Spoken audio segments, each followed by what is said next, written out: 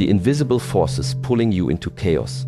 Have you ever felt like no matter how hard you try, toxic people keep showing up in your life? Like there's some invisible force pulling them toward you, even when you're doing everything right. What if I told you that the answer doesn't lie in what they're doing, but in how you're being?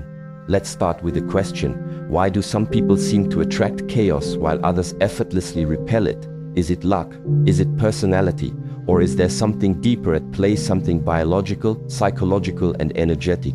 Today, we're diving deep into one of the most misunderstood yet transformative truths about human relationships. It's not just psychology, it's neuroscience.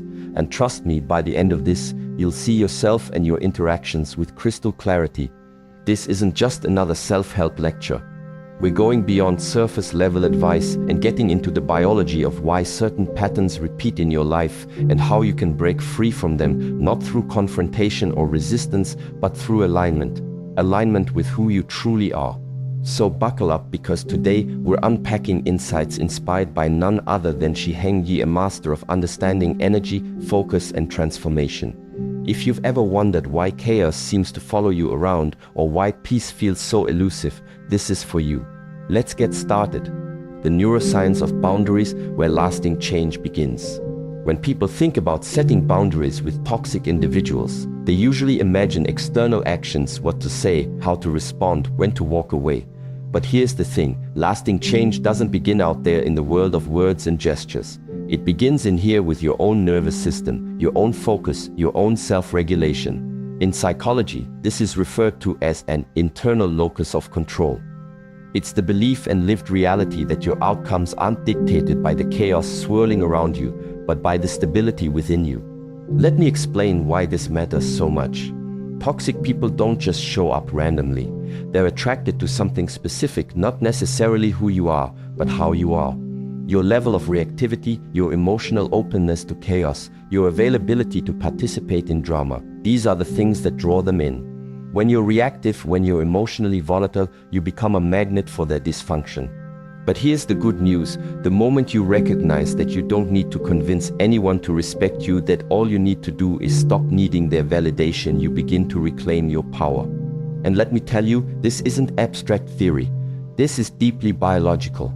When you start regulating your nervous system through practices like breathwork, cold exposure, journaling, or any consistent routine, you're literally changing the signals your body emits. You're shifting from a state of hyperarousal, fight, flight, or freeze to one of homeostasis, calm and balance. And when you operate from that place, something incredible happens. You stop being a target. Toxic individuals thrive on emotional leverage. They look for cracks in your armor, places where they can insert themselves into your life. But when you're centered, when you're not leaking energy, not over-explaining yourself, not reacting impulsively, they can't find a way in. Suddenly, instead of asking, why do toxic people keep showing up in my life? You start asking a far more powerful question. What part of me keeps resonating with that energy? Answering that question requires radical ownership of your emotional state and energetic presence. And when you take full responsibility for both, something magical happens. You no longer attract what you've outgrown. That's when the shift becomes visible, but it always starts invisibly, internally with you. Neuroplasticity and focus, rewiring your brain for peace. There's a core principle in neuroscience that often gets overlooked in the context of human relationships. Neuroplasticity follows attention. Simply put, what you focus on, you become more of.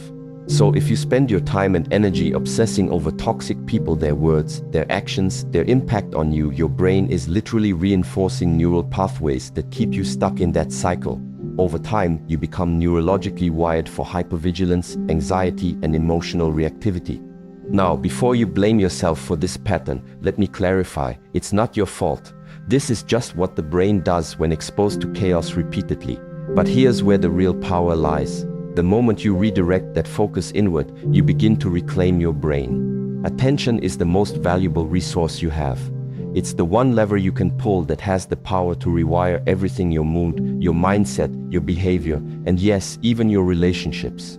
When you start focusing on your routines, your breath, your movement, your rest, your boundaries, you're building something much deeper than self-care. You're building internal coherence. Your mind, body, and nervous system begin working in sync. That's when you become what we call self-regulating. And here's the fascinating part. When you become self-regulating, you stop being emotionally available to things that are destabilizing. Toxic people lose their grip, not because they changed, but because you're no longer giving them the one thing they need from you: emotional fuel. This aligns perfectly with behavioral psychology. We know that when someone's behavior isn't rewarded, it tends to extinguish. Whether it's manipulation, guilt-tripping, gaslighting, it all fades when you stop reacting and start redirecting. The big shift isn't about cutting people off. It's about cutting off the supply of attention that was unconsciously sustaining those dynamics. The result? You become less reactive, more intentional. The people who were once a central source of stress simply stop showing up with the same power. Why? Because your nervous system no longer meets theirs in the same chaotic frequency. You've tuned into something calmer, something higher. And that frequency, it repels what no longer serves you and attracts everything that does. Silence as a superpower, the art of not reacting. One of the most misunderstood behavioral responses, especially in the face of manipulation, provocation, or emotional conflict, is silence. Many interpret silence as avoidance, passivity, or weakness. But in reality, silence is often one of the most neurologically powerful and strategically intelligent responses available to us. Let's break this down through the lens of the nervous system. When you're triggered by someone toxic, your body defaults into a sympathetic nervous system response: fight, flight, or freeze. Your heart rate elevates, cortisol floods your bloodstream, and your prefrontal cortex, the part of your brain responsible for rational thinking and emotional regulation, goes partially offline. That's why arguments escalate quickly. That's why you say things you later regret. Because in that moment, you're not speaking from clarity, you're speaking from activation. But when you choose silence, something radically different happens inside your brain. You create space. You give your prefrontal cortex time to re-engage. You exit the loop of escalation and re-enter a place of internal authority. Silence isn't shutting down, it's tuning in. It says, I'm aware of what's happening, but I'm not giving you access to my energy. Psychologically, silence is a boundary, and boundaries don't always have to be spoken. Sometimes the most powerful boundary you can set is your absence from the emotional stage someone is trying to pull you onto. Here's the kicker: silence communicates strength on a primal level. People who are grounded in their identity don't need to defend themselves constantly. They don't need to explain themselves to people committed to misunderstanding them. True confidence often speaks the loudest when it says nothing at all. Silence also gives toxic individuals what they fear most: a lack of control. When you don't react, justify, or argue, you remove their ability to hook into your nervous system. You refuse to enter their drama loop.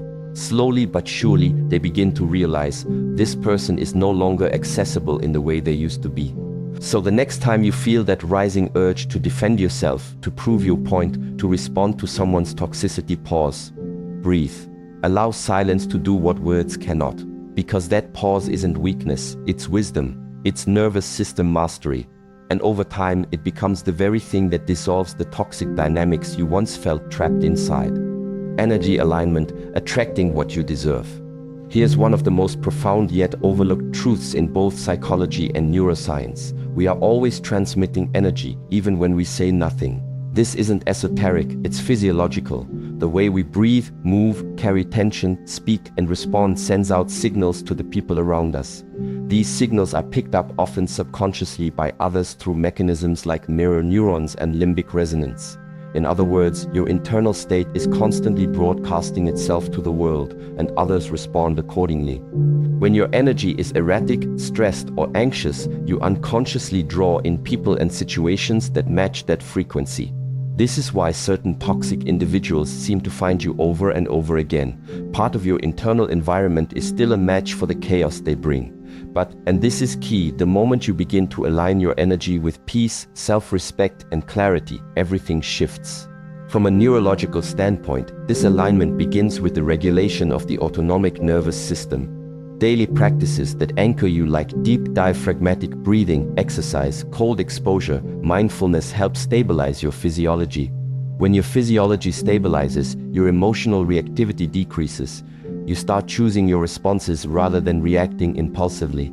This internal steadiness changes what and who you attract. People who operate from manipulation, emotional volatility, or narcissistic patterns no longer feel at home around you. They can't find a hook to latch onto. Instead, you begin to attract relationships, opportunities, and environments that reflect your inner sense of calm and worth, not because you're seeking them, but because your baseline energy now aligns with them. We often talk about boundaries as something external, what you will or won't tolerate. But your most powerful boundary is your energy. When your energy no longer entertains chaos, chaos stops knocking. If you want to shift what you attract in your life, whether it's in relationships, career, or purpose, you don't start by changing your surroundings.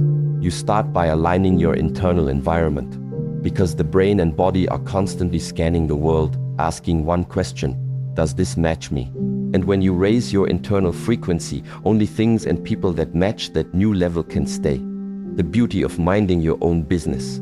There's something profoundly liberating and biologically grounding about fully owning your lane.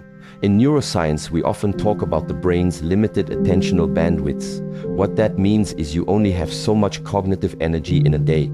Every time you divert that energy toward trying to decode someone else's behavior, fix someone's problems, or manage how others perceive you, you're depleting the very resource that fuels your own growth and peace. Here's where the science and psychology align beautifully. When you mind your own business, you're not ignoring the world, you're optimizing your brain. You're creating a loop of dopaminergic reinforcement around your own behaviors, not others. Dopamine, the molecule of motivation and focus, spikes when we make progress toward goals that matter to us. So when your attention shifts from "why are they acting like this?" to "how can I show up better today?"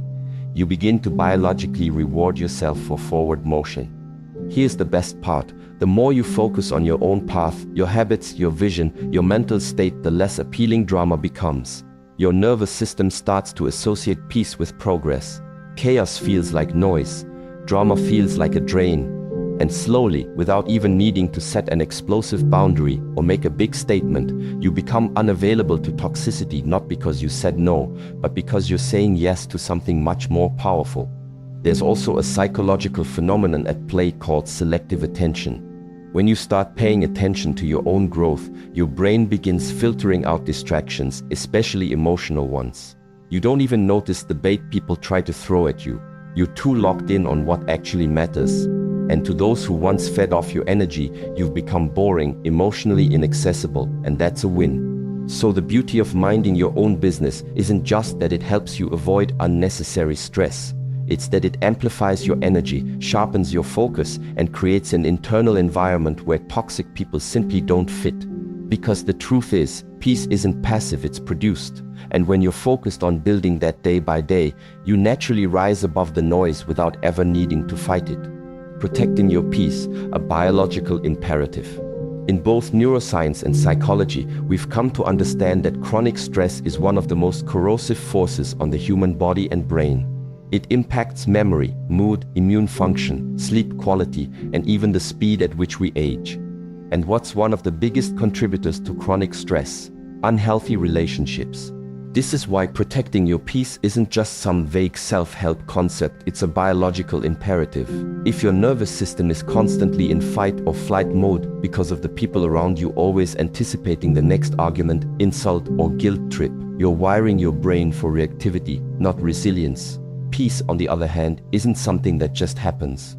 It's something you protect.